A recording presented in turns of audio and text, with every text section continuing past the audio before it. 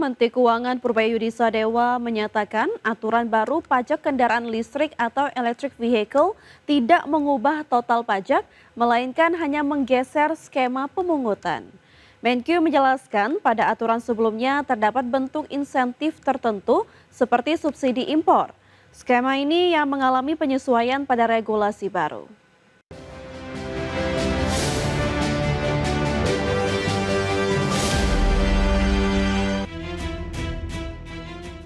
Menteri Keuangan Purbaya Yudisadewa menegaskan bahwa total pajak yang dibayarkan pengguna kendaraan listrik tidak mengalami perubahan meskipun terdapat aturan baru terkait pungutan pajak oleh pemerintah daerah. Purbaya menyebut kebijakan terbaru hanya akan menggeser komponen pungutan tanpa menambah beban keseluruhan bagi masyarakat. Ketentuan yang diatur dalam Peraturan Menteri Dalam Negeri Nomor 11 Tahun 2026 yang mengatur dasar pengenaan pajak kendaraan bermotor atau PKB, bea balik nama kendaraan bermotor atau BBNKB, serta pajak alat berat disebut Purbaya tidak mengubah total kewajiban pajak, melainkan hanya memindahkan komponen pembayaran dari satu pos ke pos lainnya. Purbaya menjelaskan pada skema sebelumnya terdapat beberapa komponen yang masih disubsidi oleh pemerintah, namun dalam aturan terbaru struktur subsidi tersebut telah diubah.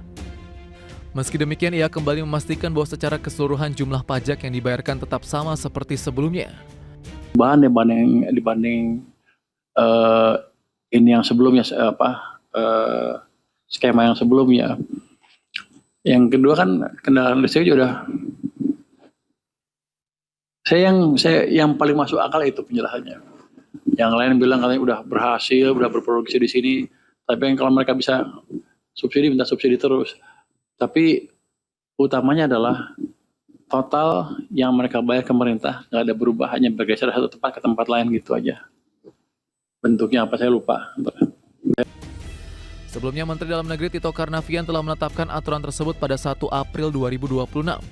Dalam regulasi terbaru, kendaraan listrik tidak lagi secara eksplisit dikecualikan dari PKB dan BBNKB, sehingga secara prinsip kini diperlakukan sebagai objek pajak daerah layaknya kendaraan konvensional, baik saat kepemilikan maupun perpindahan kepemilikan. Jakarta, Raharjo Patmo, IDX Channel.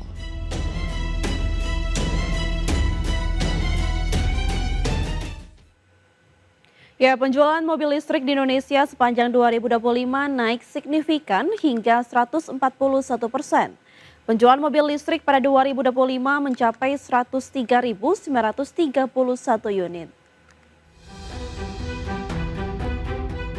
Penjualan mobil listrik di Indonesia sepanjang tahun 2025 naik signifikan menembus angka 103.931 unit. Hasil ini membuat mobil listrik memberi kontribusi lebih dari 12% wholesale atau distribusi dari pabrik ke dealer secara nasional. Menurut data Gabungan Industri Kendaraan Bermotor Indonesia, kenaikan permintaan mobil listrik pada tahun 2025 melonjak 141%, di mana pada tahun 2024 wholesale hanya 43.188 unit. Namun lonjakan penjualan kendaraan listrik tak selaras dengan jumlah produksi yang dilakukan pabrikan mobil listrik di dalam negeri. Produksi mobil listrik di Indonesia justru susut 4% pada tahun 2025 menjadi 24.727 unit. Sedangkan pada tahun 2024 produksi kendaraan listrik mencapai 25.861 unit. Artinya mayoritas distribusi mobil listrik ke dealer di sepanjang tahun lalu berasal dari negara lain atau impor CBU. Sementara itu wholesale mobil elektrifikasi jenis hybrid hanya naik 10% pada tahun 2025 menjadi 65.943 unit. Sedangkan plug-in hybrid electric vehicle tumbuh 3,775% menjadi 5.270 unit. Meski wholesale hybrid naik hanya 10%, jumlah produksi yang tercatat di Indonesia tumbuh 38% menjadi 97.462 unit selama tahun 2025. Kemudian produksi plug-in hybrid electric vehicle baru terjadi tahun lalu mencapai 6.024 unit. Dari Jakarta, Tim Liputan IDX Channel. Menteri Investasi dan Hilirisasi Rosan Roslani mengungkapkan Presiden RI Prabowo Subianto berharap agar investasi yang masuk ke Indonesia harus bisa menciptakan lapangan pekerjaan di dalam negeri. Rosan menegaskan hal ini sangat penting dan harus segera diakselerasi. Kepala negara juga meminta agar jangan sampai ada regulasi yang menghambat investasi. Selain itu, Presiden Prabowo juga disebut meminta Rosan agar terus meningkatkan iklim investasi yang ada di Indonesia. Pesan dari beliau tentunya adalah investasi yang masuk ini ya dari segi yang tadi saya sampaikan, penciptaan lapangan pekerjaannya juga harus tumbuh secara baik, benar dan juga berkualitas. Itu arahan Bapak Presiden. Karena ini menjadi sangat penting. Dan semuanya itu harus segera diakselerasi, jangan sampai ada regulasi-regulasi kita yang justru menghambat, peraturan-peraturan kita yang justru menghambat. Pertek-pertek itu juga harus, kata Bapak Presiden, itu juga harus menghambat. Kelangkaan bahan baku plastik akibat konflik global menekan industri dalam negeri, bahkan membuat harga plastik melonjak. Sebagai langkah konkret, pemerintah mendorong peralihan ke kemasan plastik ke kertas. Langkah substitusi ini dipandang memungkinkan lantaran saat ini kemasan kertas sudah mencapai sekitar 28% di nasional. Kekhawatiran akan kelangkaan bahan baku plastik di tengah tekanan global menjadi sorotan pemerintah. Untuk itu, Kemenperin mendorong langkah pengembangan bahan kemasan alternatif guna memperkuat daya saing industri nasional.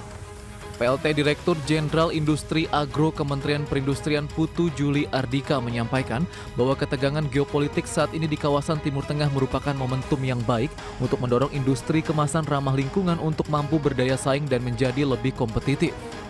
Salah satunya dengan mendorong substitusi kemasan dengan mengurangi ketergantungan plastik menjadi kemasan berbasis kertas atau paperboard yang dinilai semakin kompetitif.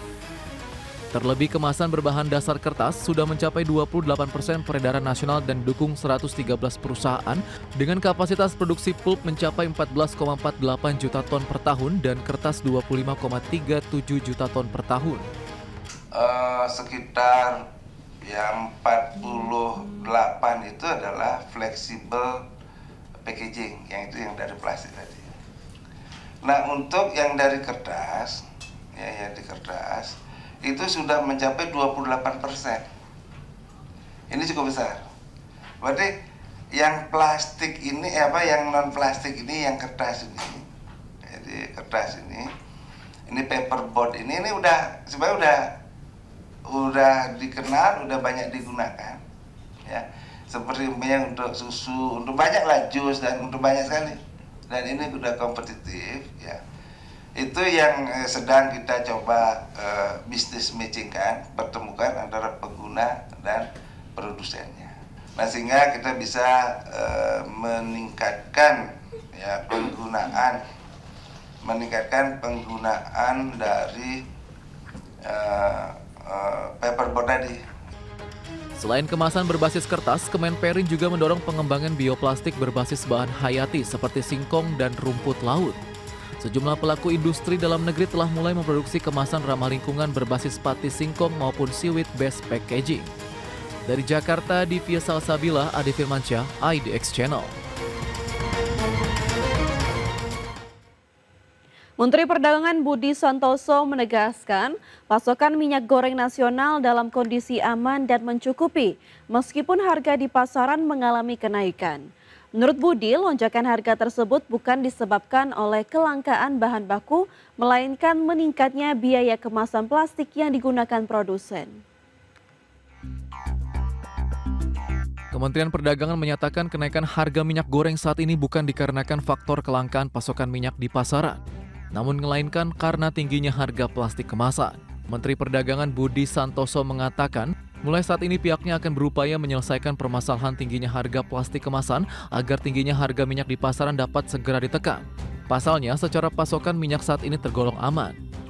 Kan salah satu faktornya karena kemasan, kan rata-rata kemasan kan dari plastik semua.